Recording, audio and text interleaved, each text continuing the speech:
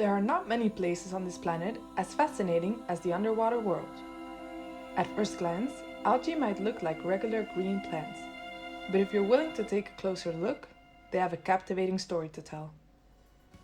Welcome to Czarno Marine Laboratory, where marine biologists spend their days studying life underwater. This research center is located by Sweden's most species-rich marine area. Next to the research institute lies the island of Salto.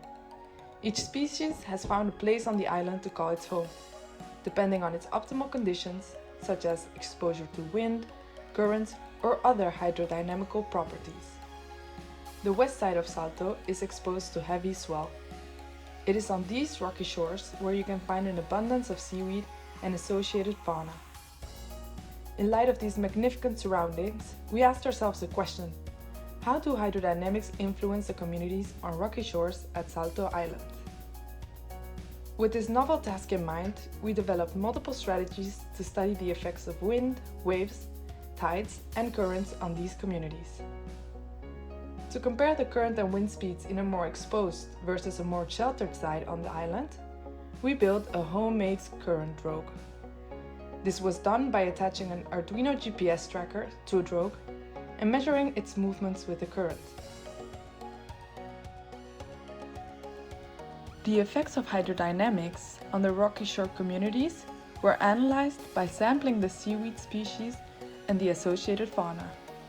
In total, we sampled 44 species, including 22 algal species, such as the kelp Laminaria digitata and Saccharina latissima, or the red algae Furcellaria lumbricalis and Chondrus crispus.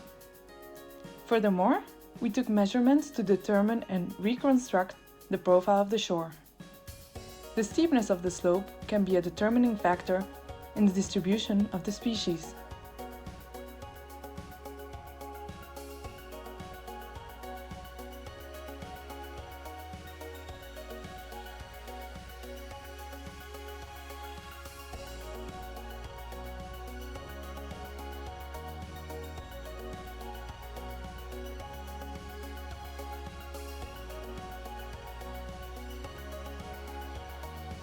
Afterward, taxonomic analysis was carried out to identify the species of each sample.